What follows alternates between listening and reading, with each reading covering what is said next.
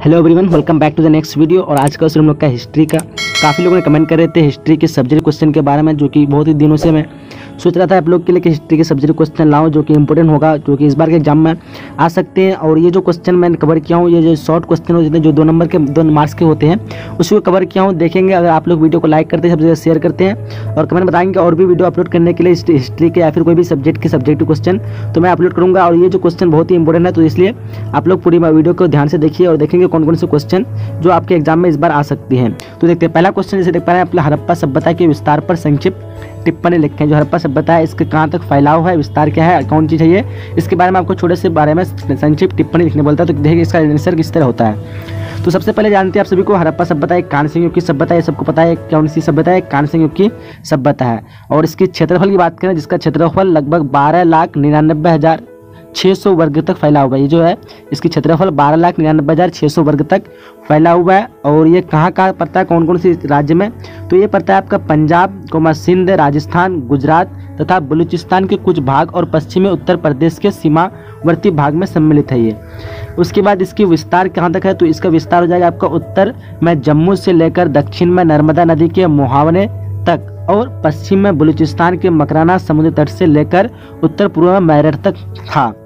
उसके बाद इसका मुख्य केंद्र कौन सा है, तो इसका मुख्य केंद्र हो जाएगा आपका मोहनजोदड़ो, पता है सबको, लोथल, आलमगीरपुर आदि, ये सब जो है इसके हड़प्पा सभ्यता के मुख्य केंद्र है। तो यहाँ तक जितना क्वेश्चन था आपका आंसर हो जाएगा। अब चलते हैं अगले क्वेश्चन की तरफ। अगला क्वेश्चन हम लोग का कि जैन धर्म के उपदेश लिखें। जैन धर्म में कौन कौन से उपदेश दिए उसके बारे में लिखना है। तो इसको पता है, जैन धर्म के निम्नलिखित उपदेश यहाँ पे दे देना है आपको। और सबसे पहला है पहला पॉइंट अहिंसा, इसके पहला उद्देश्य हो जाएगा। दूसरा उद्देश्य है वेदों में विश्वास, जैन धर्म में जो वेदों में विश्वास रखते थे। तीसरा पॉइंट हो जाएगा आपका आत्मा का अमृत, ये भी आत्मा का अमृत, ये भी है जैन धर्म के उपदेश। और जो चौथा पॉइंट हो जाएगा आपका सभी जीवों के प्रति दया की भावना। तो ये सब जो हो गया जैन धर्म के उपदेश, इतना तो ये आपको याद रखना है। अगला क्वेश्चन हम लोग का तीसरा क्वेश्चन है कि भारत के विभाजन के 2 कारण बताएं। भारत किस कारण से विभाजन हुआ था, इनके आपको 2 कारण बताना है। तो देखते हैं पहला जो कारण है यहाँ पे है कि अंग्रेजों की फूट डालो राज करो नीति ने भारत में सांप्रदायिकता को जन्म दिया। अंग्रेजी को जो फूट डालो राज करो नीति था, उसने क्या किया, भारत को में सांप्रदायिकता को जन्म दिया। और जो क्या हुआ, बाद में भारत विभाजन के रूप में परिणत हुआ। और यही जो हुआ बाद में भारत का विभाजन का एक कारण बना। दूसरा कारण देखते, दूसरा कारण है कि मुस्लिम लीग की जो स्थापना हुई थी, जो कि हुई थी 1906 ईस्वी में, इसकी स्थापना ने भी भारत के बंटवारे तथा पाकिस्तान की मांग को बल दिया। और ये कारण इसमें से आपका मुस्लिम लीग भी होगा, जो कि 1906 ईस्वी में हुई थी इसकी। तो ये भी आपका हो जाएगा दूसरा पॉइंट। तो यहाँ तक था क्वेश्चन दूसरा। अब चलते चौथा क्वेश्चन की तरफ।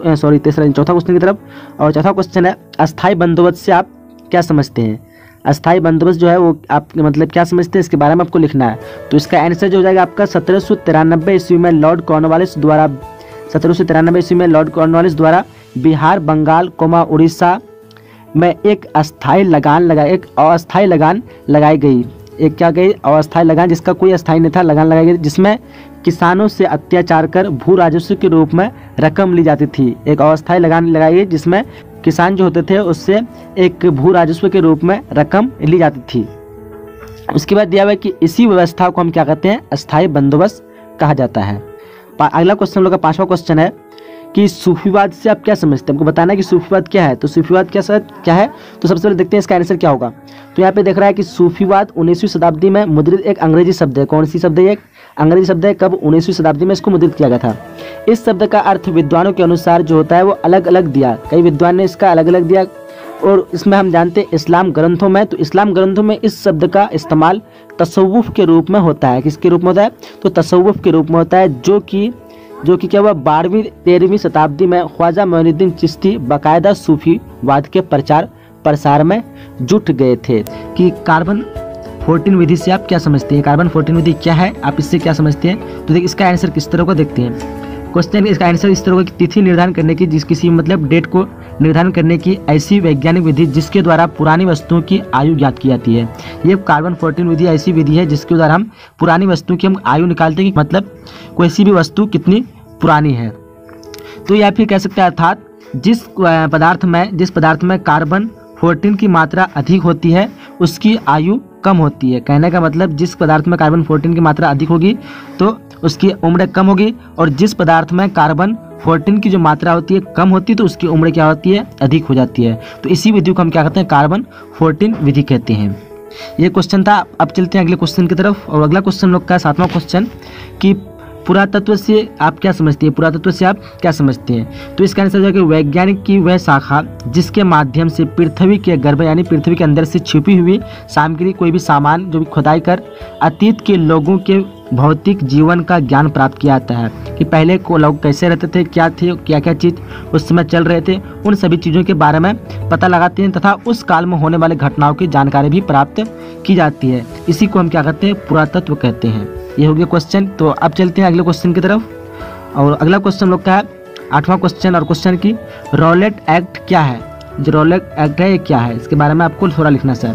तो ये देखिए क्या इसका आंसर किस तरह है कि अंग्रेज द्वारा लगाया गया ऐसा कानून, ये जो रॉलेट एक्ट था लगभग 1919 में लगाया गया था। तो ये अंग्रेज द्वारा लगाया गया ऐसा कानून जिसमें किसी भी भारतीय को, जो भी भारतीय होता था उसमें बिना मुकदमा चलाए, उसको लिए कोई तरह के मुकदमा नहीं चलता था, केवल संदेह होता था कि ये आदमी इस तरह की गलती किया होगा, सिर्फ संदेह के आधार पर क्या होता था उसे गिरफ्तार कर लिया जाता था। ये अंग्रेज द्वारा कानून लगा था जिसमें कोई भी आदमी को, भारतीय को सिर्फ संदेह के आधार पर उसे गिरफ्तार कर लिया जाता था। इसी कानून को काला कानून के नाम से जानते हैं या फिर रॉलेट एक्ट कहा जाता है। तो ये हो गया रॉलेट एक्ट के बारे में। अब चलते हैं 9वें नंबर क्वेश्चन की तरफ, जो कि नॉर्मल क्वेश्चन है कि जजिया क्या है। जजिया के बारे में आपको लिखना है।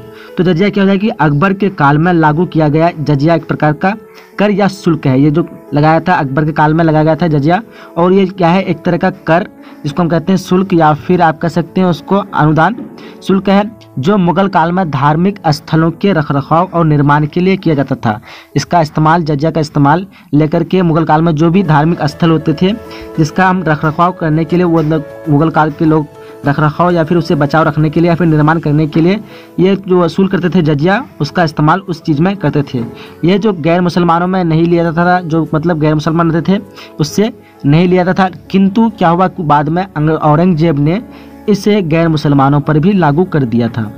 तो यहाँ तक ये इसका क्वेश्चन हो जाएगा। अब चलते हैं अगले क्वेश्चन की तरफ, जो कि हम लोग का 10वां क्वेश्चन और लास्ट क्वेश्चन है कि कलिंग युद्ध का अशोक पर क्या प्रभाव पड़ा। कलिंग युद्ध है जो हुआ था, इस पर इसके बाद अशोक पर क्या प्रभाव पड़ा, इसके बाद अशोक को क्या सबक मिला, उसके बारे में आपको लिखना है। तो ये आपका इस आंसर किस तरह है कि कलिंग युद्ध में भीषण रक्तपात यानी चारों तरफ रक्त फैला हुआ था, वो देखकर अशोक का दिल दहल गया। उसे युद्ध के नाम से घृणा होने लगी, उसे युद्ध के नाम से नफरत होने लगी बहुत, और उसने भविष्य में युद्ध न करने की शपथ ली, और भविष्य में शपथ ले लिया कि और हम जिंदगी में कभी युद्ध नहीं करना है। तथा उस दिन से अशोक ने अपने पुराने जीवन को भूलकर बौद्ध धर्म को अपनाया, और उस तरह से अपने एक धर्म को भी चेंज कर दिया और अपने वो बौद्ध धर्म की संगत में चले गया। जब तो मैं 10 क्वेश्चन कवर किया हूँ, तो सॉरी यहाँ पे 10 नहीं होगा, यहाँ पे 11 हो जाएगा आपका। तो उधर 10 क्वेश्चन हो गया था, अब यहाँ से 11 से शुरू करते हैं। तो 1946 में कैबिनेट मिशन ने क्या प्रस्ताव दिए। 1946 में कैबिनेट मिशन ने क्या प्रस्ताव दिए, इसके बारे में आपको लिखना है। तो देखते हैं इसका आंसर किस तरह होता है। 1946 में अंग्रेजों द्वारा भेजा गया एक मंत्री का एक विशिष्ट मंडल को कैबिनेट मिशन कहा जाता है। ये 1946 में एक अंग्रेज को द्वारा भेजा गया था एक मंत्रियों का विशिष्ट मंडल, जिसे हम क्या कहते हैं, कैबिनेट मिशन कहते हैं। और इसमें जो है निम्नलिखित प्रस्ताव दिए, जिसने निम्नलिखित प्रस्ताव दिए, देखते हैं कौन कौन से निम्नलिखित प्रस्ताव है।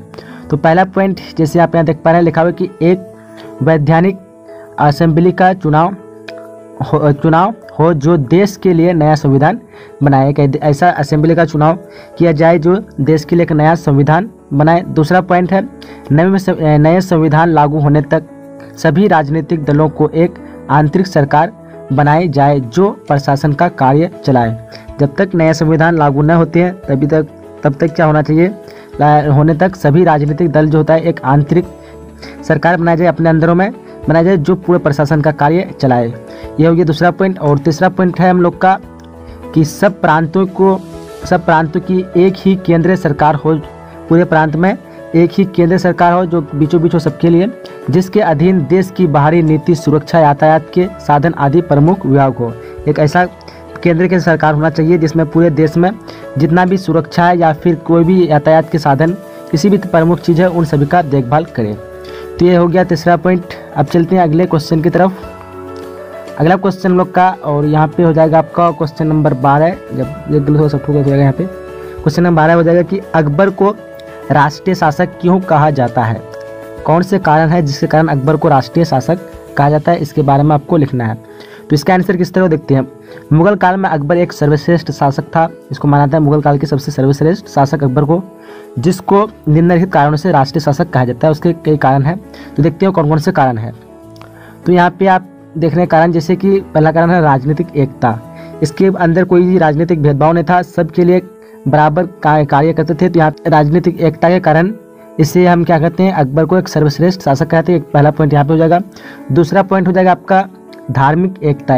इसे कोई भी धर्म से एक लगाव नहीं था, सभी धर्म के लिए बराबर करते थे, सभी धर्म के लिए बराबर थे, ये किसी भी धर्म को ऊंच नीच नहीं समझते थे। तो यहाँ पे आपका धार्मिक एकता दूसरा पॉइंट हो जाएगा। तीसरा जाएगा सामाजिक एकता, समाज के सभी लोगों का बराबर न्याय करते थे। यहाँ पे आपका तीसरा सामाजिक एकता हो जाएगा। संस्कृत एकता, किसी भी ग्रंथों को वो सभी ग्रंथों को मानते थे, सभी कई ग्रंथों का संस्कृत में अनुवाद किए, कई ग्रंथ संस्कृत को फारसी में किए, तो इससे संस्कृत एकता भी था इसके अंदर। तीसरा हो जाएगा आर्थिक एकता, देश को चलाने में कैसे कहाँ पे लगना है, क्या खर्चा हो रहा है क्या, या फिर कहाँ के जो है आर्थिक स्थिति खराब है, उन सभी चीज़ों को ध्यान देता। तो आपका हो जाएगा तीसरा पॉइंट, आपका अगला पॉइंट हो जाएगा आर्थिक एकता। तो ये इन सब कारण थे जिसके कारण उसको हम क्या कहते हैं, सर्वश्रेष्ठ शासक कहते हैं। अब चलते हैं अगले क्वेश्चन की तरफ, और जो कि यहाँ पे 12वां क्वेश्चन नहीं होगा, यहाँ पे आपका हो जाएगा 13वां क्वेश्चन। और ये क्वेश्चन है संविधान सभा का गठन किस प्रकार हुआ। बताना कि संविधान सभा का गठन जो हुआ था वो किस प्रकार हुआ था, कौन कौन से क्या क्या उसको पीछे चला। तो चलते इसके आंसर की तरफ, और क्वेश्चन आपका हो गया आंसर है संविधान सभा के सदस्यों का चुनाव का प्रथम गठन 9 दिसंबर 1946 के प्रांतीय चुनाव के आधार पर हुआ था। इसका जो गठन हुआ था 9 दिसंबर में शुरू हुई थी पहली गठन, और ये जो हुई थी उसके प्रांतीय चुनाव के आधार पर हुआ था, या फिर प्रांत पर किया गया था। यहाँ पे हो जाएगा। अगला है, आगे है संविधान सभा में ब्रिटिश भारतीय प्रांतों द्वारा भेजे गए सदस्यों के अलावा रियासतों के प्रतिनिधि भी शामिल थे, जिसे बनने में, जो संविधान जो बना था उसे बनने में 2 वर्ष 11 माह 18 दिन लगा। ये सबको पता है, याद रखिएगा, 2 वर्ष 11 माह 18 दिन लगा। इस प्रकार संविधान 26 नवंबर 1949 को बनकर तैयार हुआ, और ये जो पूरे संविधान जो तैयार हुआ 26 नवंबर 1949 को तैयार हुआ, जिससे क्या हुआ कि 26 जनवरी 1950 को लागू किया गया, जो कि हम लोग 26 जनवरी के रूप में मनाते हैं। तो ये लागू किया गया था 1950 को, लेकिन बनकर तैयार हुआ था 1949 को। तो ये याद रखिएगा। अब चलते हैं अगले क्वेश्चन की तरफ, और अगला क्वेश्चन है क्वेश्चन नंबर 13। यहाँ पे नहीं होगा, यहाँ पे क्वेश्चन नंबर आपका 14 हो जाएगा। और क्वेश्चन है कि गांधी इरविन समझौता का परिचय दें। क्या है गांधी इरविन समझौता, इसके बारे में थोड़ा कुछ आपको लिखना है। देखते हैं इसका आंसर किस तरह होता है। तो यहाँ का आंसर जो हो जाएगा वो हो जाएगा 1931 ईस्वी में गांधी और लॉर्ड इरविन के बीच एक समझौता हुई थी। 1931 ईस्वी में समझौता हुई थी, जिस समझौते को हम क्या नाम से जानते हैं, गांधी इरविन समझौता के नाम से जाना जाता है। इसमें हुआ क्या कि जिसके तहत सरकार अहिंसक रहने वाले राजनीतिक बंदियों को रिहा करने पर तैयार हो गए थे। इस समझौते में गांधी ने उससे कुछ कहा, जिसके तहत क्या हुआ कि अहिंसक रहने वाले राजनीतिक बंदियों को रिहा करने में तैयार हो गए। तो इसी समझौते को हम क्या नाम से जानते हैं, गांधी इरविन समझौता के नाम से जानते हैं। तो इसका क्वेश्चन हो जाएगा। अब चलते हैं अगले क्वेश्चन की तरफ, जो कि लास्ट क्वेश्चन है, और क्वेश्चन नंबर यहाँ पे आपको हो जाएगा 15 नंबर। और क्वेश्चन हो जाएगा कि आइन ए अकबरी पर एक संक्षिप्त टिप्पणी लिखें। इम्पोर्टेंट क्वेश्चन है, और ये आ सकता है आपके एग्जाम में, इसके बारे में आपको संक्षिप्त में टिप्पणी लिखना है। तो इसका आंसर किस तरह होगा, देखिए ध्यान से। आइन ए अकबरी अकबर के काल का एक ग्रंथ है। ये जो है अकबर के काल के, जिसके लेखक अबुल फजल है, सबको पता होगा। इसे 3 खंड थे, इसके जो थे 3 खंड थे तथा 5 भागों में विभाजित है। ये जो आइन ए अकबरी है 3 खंड थे, लेकिन अब इसे क्या है 5 भागों में विभाजित है। पर अब देखते हैं इस भाग के बारे में, कौन से भाग में क्या क्या लिखे गए थे। तो प्रथम भाग में साम्राज्य की प्रशस्ति तथा महली और दरबारी विवरण है पहले भाग में। और दूसरे भाग में क्या है कि दूसरे भाग में राज्य कर्मचारी, सैनिक तथा नागरिक, पद, वैवाहिक तथा शिक्षा संबंधी कथा वर्णित है दूसरे भाग में। अब तीसरे भाग में क्या है कि तीसरे भाग में न्याय तथा प्रबंधक, उसके बाद दिया हुआ है एजुकेटिव, उसके बाद विभागों के कानून, जिस तरह होता है कानून कैसे कैसे किसके साथ क्या किया जाए, उसके बाद कृषि शासन संबंधी विवरण तथा 12 सूबों की ज्ञातव्य सूचनाएं, इन सब आंकड़ों को संकलित किया गया था। किसके भाग में, तीसरे भाग में। अब चौथे भाग में क्या है कि चौथे भाग में है कि हिंदुओं की सामाजिक दशा और उनके धर्म उसके बाद नीचे में दिया हुआ आपका कि दर्शन सहित और विज्ञान का विदेशी आक्रमणकारियों और प्रमुख यात्रियों तथा प्रसिद्ध मुस्लिम संतों का वर्णन। ये जो है उसी भाग में, चौथे भाग में। और पांचवें भाग में क्या हो जाएगा आपका, यहाँ पे पांचवें भाग में हो जाएगा अकबर के सुभाष्य संकित है। और अंत में क्या हो जाएगा, अंत में लेखक ने स्वयं, यानी लेखक कौन, अबुल फजल ने स्वयं जिक्र किया है। इस प्रकार साम्राज्य शासन तथा शासित वर्ग का आईने अकबरी में अत्यंत सूक्ष्म दिग्दर्शन है। ये पे आपका हो जाएगा। तो यहीं तक वीडियो था। अगर वीडियो पसंद आया था अभी तक तो वीडियो को लाइक नहीं किया तो लाइक कर दीजिए, और चैनल को सब्सक्राइब नहीं तो सब्सक्राइब कर लीजिए। तो मिलते हैं आप जब तक के लिए अगले वीडियो में। जय हिंद, जय Bharat and thanks for watching.